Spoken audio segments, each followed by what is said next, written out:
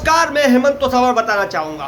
पूरी दुनिया में सिर्फ और सिर्फ आज एक ही बात चल रही है भाई, वो टीवी खोल लो, न्यूज़ चैनल खोल लो या सोशल मीडिया खोल लो, सब जगह एक ही चर्चा चल रही है कि तालिबान ने अफ़गानिस्तान पर कब्जा किया और अफ़गानिस्तान जो है बिना हथियार चलाए ही अपने हथियार रख दिए। तो मतलब कहने का मतलब ये है कि इसमें अमेरिका को भगोड़ा भी कहा गया है, जो कि बात सही है। और राष्ट्रपति जो अमेरिका के राष्ट्रपति है उसने अपनी पूरी सेना को बुला लिया है, ये बात भी सामने दिख रही है लोगों को। और सेना को क्यों ना बुलाए, सेना क्यों गई, तालिबान क्या है, आज कई लोगों को ये नहीं मालूम है कि आखिर तालिबान किस चिड़िया का नाम है, तालिबान किसे कहा जाता है, तालिबान का रोल क्या है, तालिबान कहाँ से पैदा हुआ। तो बताना चाहूँगा कि तालिबान को बनाने वाली जो है वो भी अमेरिका ही है। और तालिबान में जो बैठा था ओसामा बिन लादेन, मैं बताना चाहूँगा कि 9/11 की जो घटना हुई थी, ओसामा बिन लादेन ने जिस तरीके से आतंक का नंगा खेल खेला था, वर्ल्ड ट्रेड सेंटर, जिस अमेरिका के अंदर जो वर्ल्ड ट्रेड सेंटर था उसको अपने दो फ्लाइट के द्वारा उड़ा दिया गया था, जिसको सारी दुनिया आज भी याद करती है और लोगों के हृदय, लोगों का मन जो है वो कांप जाता है। जो आज की पीढ़ी होगी शायद उसने नहीं देखा होगा, वो अभी टीवी में देख रहे होंगे, लेकिन मैं बताना चाहूँगा कि वर्ल्ड ट्रेड सेंटर किस तरीके से गिराया गया था और ओसामा बिन लादेन इसका मास्टरमाइंड था। और ओसामा बिन लादेन जो है वो तालिबानी था। तो तालिबान जो है 1994 में तालिबान का जन्म हुआ था और 1996 में जिस तरीके से तालिबान जो है आतंक का नंगा खेल खेलना स्टार्ट कर दिया था। और सबसे बड़ी बात है, तालिबान का मतलब होता है तालीम, तालीम का मतलब होता है शिक्षा, एजुकेशन, पढ़ाई। तो ये जो है ये है तालिबान। तालिबानों ने अपना नाम इसी तरीके से रखा तालिबान। मैं बताना चाहूँगा शिक्षा होती है, पढ़ाई होती है, एजुकेशन होता है, परंतु ये शिक्षा, पढ़ाई, एजुकेशन वो नहीं है, ये मदरसा छाप एजुकेशन है। फिर बताना चाहूँगा तालिबानी जो है मदरसा छाप एजुकेशन जो होती है वो उस मदरसा छाप से निकले हुए हैं जहाँ पर आतंक का नंगा खेल खेला जाता है, आतंक का नंगा खेल सिखाया जाता है, पढ़ाया जाता है, किस तरीके से शरिया कानून को थोपा जाए, लगाया जाए, ना माने तो सामने वाले का कत्ले आम कर दे, सर कलम कर दे। ये शरिया कानून में साफ साफ है। और मानवता बोलकर कुछ नहीं है शरिया कानून के अंदर, सिर्फ और सिर्फ कट्टरपंथी, कट्टरता, ये सब भरा हुआ है कूट कूट कर। तो यही जो चीज़ें हैं, जैसे पुरुषों में दाढ़ी बढ़ाना, महिलाओं को बुर्का पहनना, महिलाओं की हर आज़ादी पर अंकुश लगाना, और महिलाएं घर से बाहर नहीं निकल सकती, अगर निकलेगी तो वो किसी भाई के साथ या पति के साथ निकलेगी, अन्यथा महिलाएं बाहर नहीं निकल सकती। मतलब शरिया कानून बहुत इस तरीके का है। और 3 तलाक वगैरह है और कॉन्ट्रैक्ट मैरिज है, कितनी भी शादी करो सब फ्री है, 4-5 शादी करो। ये जो शरिया कानून है ये सब शरिया कानून में ये सब आते हैं। और एक चीज़ और बताना चाहूँगा कि किस तरीके से अफ़गानिस्तान पर तालिबान का कब्जा हुआ, कितने आराम से हुआ। वहाँ के राष्ट्रपति भाग गए थे, आपको पता होगा, आप न्यूज़ में देख रहे होंगे। वहाँ के जो राष्ट्रपति है ये प्री प्लानिंग था, ये पूरा प्री प्लानिंग था कि वहाँ का राष्ट्रपति भागेगा और तालिबानी जो है आराम से कब्जा करेगा। अमेरिका की जो सेना है, अमेरिका भी तंग आ गया है। 1.5 लाख करोड़ रुपया खर्चा किया है 20 सालों में। मैं बताना चाहूँगा 20 साल पहले अमेरिका वहाँ पर आ गई थी, अमेरिका अपनी सेना भेज दी थी ओसामा बिन लादेन के विरुद्ध में, उसको मारने के लिए, उसको गिराने के लिए। तो अमेरिका ने 20 सालों में अपने हजारों की संख्या में सैनिकों को खोया है। 1.5 लाख करोड़ रुपया खाली वहाँ पर बैठकर खर्चा किया है। आय का कोई स्रोत नहीं था, सिर्फ अपनी दमंगी और अपना पावर दिखाने के लिए उसने ये काम किया। परंतु अब अमेरिकन लोगों ने ही विरोध कर दिया कि हमारी सेना वहाँ पर क्यों बैठी है, किस लिए बैठी है, क्या कारण है कि हम इतना खर्चा कर रहे हैं। तो अभी जो अमेरिका के जो नए राष्ट्रपति आए हैं उन्होंने उसको हटा लिया है और एक कॉन्ट्रैक्ट भी कर चुके थे। तो अब ये भी बात सही है। अब भारत के कई जो है देखिए भारत भी फंसा हुआ है। भारत ने कई जगह पर अपना जो है फंडिंग की है तालिबान के अंदर। जब ये अफ़गानिस्तान था तो इन 4 सालों में भारत ने कई हजार करोड़ रुपये जो है फंडिंग की है और कई काम जो है भारत के चल रहे हैं, जैसे बांध बनना, इलेक्ट्रिसिटी वगैरह, पीने का पानी और बड़े बड़े मॉल वगैरह, बड़े बड़े कॉम्प्लेक्स वगैरह जो है भारत ने वहाँ पर इन्वेस्ट किया है। और भारतीय दूतावास वहाँ पर खोल दिया गया। तो अब मैं बताना चाहूँगा जिस तरीके से भारतीय दूतावास वहाँ पर खोल दिया गया, तो भारतीय भी काफ़ी वहाँ पर फंसे हुए हैं, लटके हुए हैं।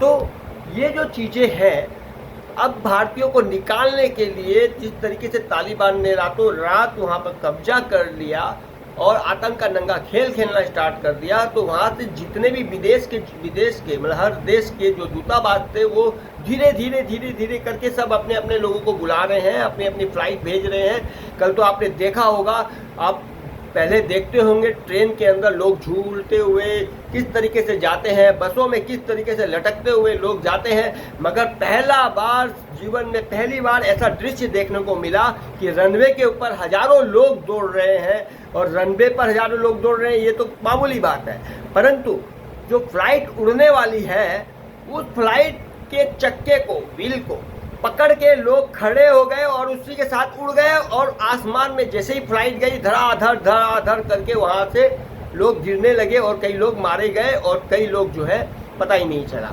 तो ये जो दृश्य है, ये मुझे लग रहा है कि आने वाले 100 साल तक ये दृश्य लोगों को अभी भी याद रहेगा, और आने वाली जो पीढ़ी है वो इस दृश्य के विषय में सोचेगी कि ऐसा भी होता है या हुआ। तो ये दृश्य इतना भय, इतना तालिबानियों का जो भय है वो किस तरीके से लोगों को दिल और दिमाग में छा गया है, किस तरीके से वहाँ आतंक का नंगा खेल खेला जाता है, तालिबानी कितने बड़े निर्दयी है और आतंक का नंगा खेल खेलने वाले हैं, ये चीज़ जो है देखने को मिलती है। और तालिबानियों को सबसे ज़्यादा प्रमोट और सपोर्ट करने वाला जो है पाकिस्तान है, और चाइना है, और तुर्की है। तो ये जो तीनों देशों ने तालिबानियों को शुरू से ही प्रमोट किया है, और तालिबानियों को हथियार सप्लाई करना, पैसा सप्लाई करना, उसको आगे बढ़ाना और बढ़ावा देना, ये तीनों का काम रहा है। इसीलिए आज तालिबानी जो है इतनी जोश और होश के साथ इस तरीके से आज आतंक का नंगा खेल खेल रहे हैं। दूसरी चीज़ बताना चाहूँगा कि अभी इमरान खान का कल स्पीच आया था। इमरान खान ने कहा कि ये तो बहुत अच्छा हुआ कि तालिबानियों ने कब्जा कर लिया, वापस तालिबानी जो है 20 साल बाद आज़ाद हो गए हैं। ये इमरान खान का कल की स्पीच थी, जो कि आपको बताना चाहूँगा पाकिस्तान के। और जो चाइना है उसने पूरी तरह समर्थन किया है तालिबान का, आतंकवादियों का, क्योंकि उसे पता है कि तालिबानियों को आगे कर कर वो देश में, पूरे विश्व में इस तरीके का आतंक का जो है चारों तरफ आतंकवादियों को बढ़ावा देगा। ये चाइना और पाकिस्तान और तुर्की का बहुत बड़ा ये हाथ है। तो पाकिस्तान तो ऐसे भी आतंकवादी है, नंगा देश है, आतंक का नंगा खेल खेलने वाला, ये आतंकवादियों के साथ बैठने वाला आतंकी गढ़ जो है वो पाकिस्तान है। आपकी जानकारी में बता देता हूँ। तो अब ये हो गया है कि कई जो भारतीय है वहाँ पर अभी भी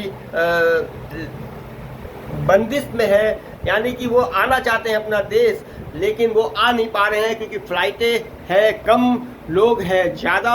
इस तरीके की कई बार आप सोशल मीडिया और मीडिया में देख रहे हैं। और सिर्फ भारतीय फंसे हुए नहीं है, वहाँ पर अमेरिका दूतावास और जितने भी जो है मतलब बाहर के जितने भी लोग हैं, जितने भी विदेश के जितने भी हैं, मैं बताना चाहूँगा आपको, ब्रिटेन वगैरह सब जगह के लोग जो है, अफ्रीका वगैरह सब जगह के लोग जो है वहाँ पर फंसे हुए हैं, और वो लोग निकलना चाहते हैं, वहाँ से भागना चाहते हैं।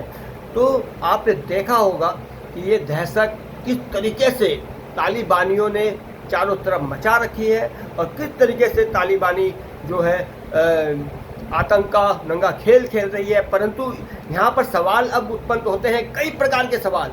विश्व में कोई भी आगे बढ़कर बोलने वाला, विरोध करने वाला, तालिबानियों का सामना करने वाला कोई नहीं आया। देखिए, आपने देखा होगा अमेरिका ने भी पल्ला झाड़ लिया है।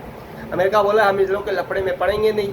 हिंदुस्तान से 518 किलोमीटर दूरी पर ही तालिबान है हिंदुस्तान से, और पाकिस्तान का बॉर्डर और सऊदी अरब का बॉर्डर सब चिपका हुआ है। अभी जितने भी मुस्लिम कंट्री है सब चिपके हुए बॉर्डर, सब वहाँ पर बॉर्डर सब लगे हुए हैं, लेकिन कोई भी इंसान अभी तालिबानियों के विरुद्ध में नहीं बोल रहे हैं। और तालिबान में जो मुल्ला है, वो जो है मुल्ला बरादर, जो कि अब वहाँ का राष्ट्रपति बन चुका है, और तालिबानियों ने पूरा कब्जा कर लिया है अफ़गानिस्तान के ऊपर। तो ये जो चीज़ें सामने देखने को मिल रही है, ये इतिहास के पन्ने में लिखा जाएगा और कई सैकड़ों साल तक याद रखा जाएगा। लोकतंत्र बोलकर तालिबान में है नहीं, क्योंकि वहाँ पर इलेक्शन हुआ नहीं, वहाँ पर तो वही राज चलता है। जैसे कि मुसलमानों में चलता था पहले, आपने देखा होगा राजा रजवाड़ों में बाप को मारकर बेटा गद्दी पर बैठता है, बाप को कत्लेआम करके सर कलम करके बेटा गद्दी पर बैठता है। शरिया कानून तो यही बताता है। आज वही शरिया कानून के हिसाब से उन्होंने क्या किया, वही काम किया जो काम उनके पूर्वज करते थे। आज तालिबानियों ने भी वही किया। आतंक का नंगा खेल खेल कर सीधा तालिबानियों ने अफगानिस्तान पर कब्जा कर सीधा अफगानिस्तान को तालिबान में और आतंक में परिवर्तन कर दिया। अब वहाँ के लोग भयभीत हैं। अब आगे क्या होगा ये तो भगवान जाने, लेकिन सारी दुनिया की नज़र जो है अब तालिबानियों पर पड़ रखी हुई है। अब देखना ये है कि आगे बोलते हैं कि ऊँट क्या करवट बोलते हैं ना कि ऊँट क्या करवट बदलता है। अब तालिबानी जो है अब आगे क्या निर्णय लेते हैं, क्या बात होती है। हिंदुस्तान में भी एक चीज़ मैं हिंदुस्तान के मोदी जी को भी बोलना चाहूँगा कि अब जब तालिबानियों पर अगर आप हमला नहीं कर सकते हैं, सेना नहीं भेज सकते हैं और अपने जो लोग वहाँ फंस गए हैं और कई हजार करोड़ रुपये जो है हमारे देश के वहाँ लगे हुए हैं, तो मैं तो यही चाहूँगा, देखिए मैं नहीं, सब यही चाहेंगे कि अब तालिबानियों से बात की जाए, क्योंकि गवर्नमेंट तो वही चलाएंगे, भलाई अच्छी चलाए खराब चलाए भाड़ में जाए, जैसा भी है वो जैसे भी है भाड़ में जाए। अपने को उससे क्या फ़ायदा हो सकता है, हमें नुकसान ना होना चाहिए हिंदुस्तानियों को पैसे का या लोगों का। हमारे लोग सुरक्षित होना चाहिए और हमारी जो धन संपत्ति और पैसा प्रॉपर्टी जो वहाँ पैसा वहाँ दुनिया का लगा हुआ है वो भी सुरक्षित होनी चाहिए। इसके लिए तालिबानियों से बात करनी चाहिए हिंदुस्तान को, और बात करके एक अच्छा ठोस निर्णय निकालना चाहिए और 3-5 करे तो फिर जवाब देना चाहिए, नहीं तो सीधी सीधी भाषा में बात करके उनसे सुरक्षा के आश्वासन लेना चाहिए। लेकिन हमें तो थोड़ा सा इन लोगों पर भरोसा कम है, मैं बताना चाहूँगा, क्योंकि इस पर भरोसा करना यानी कि बहुत ही दिक्कत है। खुले नाक के सामने अपने हाथ को रख देना और डंग ना मारे, ऐसा नहीं हो सकता। ये ऐसे लोग हैं तो इन पर भरोसा करना तो मुश्किल है, लेकिन फिर भी एक बार बातों से बात चलानी चाहिए हिंदुस्तान को। आप अपनी राय रख सकते हैं। मैं हेमंत तोसावर, हेमंत टीवी चैनल से। धन्यवाद, थैंक यू।